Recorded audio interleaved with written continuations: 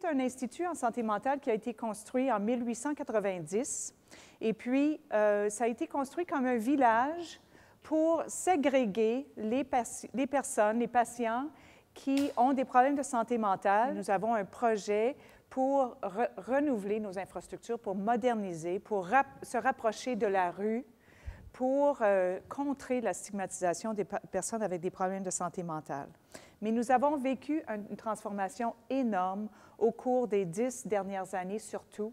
En 2006, nous avons été nommés par le ministère de la Santé et des Services sociaux un institut universitaire. Alors, nous avons à l'hôpital 277 personnes qui sont hospitalisées. La durée moyenne de séjour est à peu près 45 jours.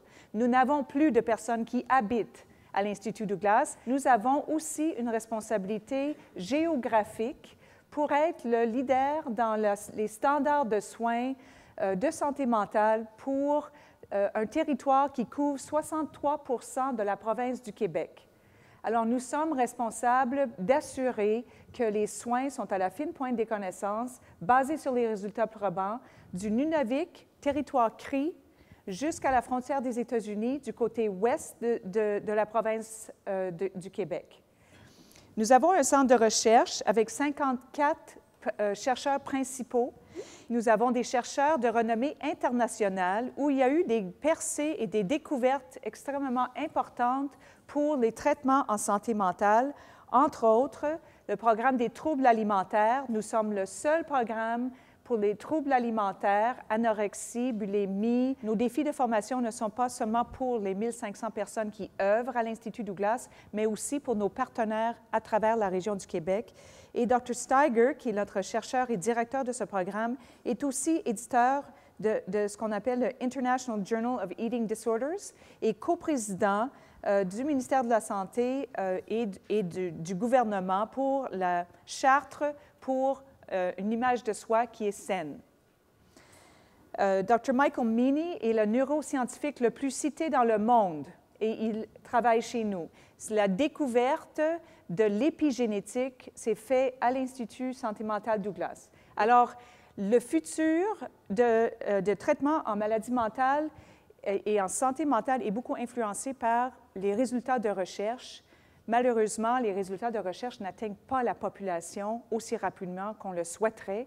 Voici aussi un défi de taille pour la formation.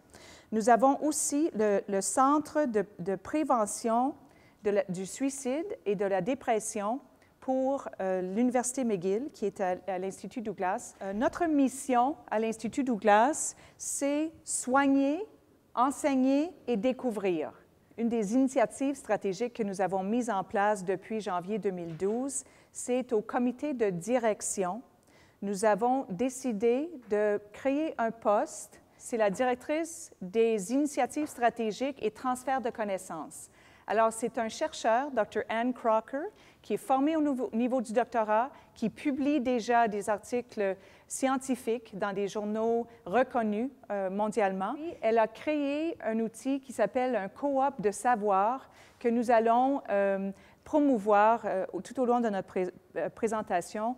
Mais la responsabilité du coop de savoir, c'est de mettre ensemble des chercheurs et des formateurs et des cliniciens et des gestionnaires pour assurer qu'on a un bon échange des connaissances entre nous pour éventuellement développer des outils pour partager d'informations et alimenter la formation. Alors, l'avenir de la formation pour nous représente des plateformes Internet. Nous avons déjà ce qu'on appelle e-learning en grande quantité à l'Institut Douglas. Nous avons aussi la télépsychiatrie et la téléintervention à distance pour des traitements qui pourraient se faire par méthode électronique. Le coop des savoirs, nous l'avons créé pour assurer la pérennité de la culture de partage et d'apprentissage. Pour la prévention, quand je vous ai dit tout à l'heure que nous découvrons des biomarqueurs pour détecter la maladie, nous, il faut investir des ressources dans la prévention. Tandis qu'avec le vieillissement de la population, il y a beaucoup d'investissements qui se fait dans le traitement.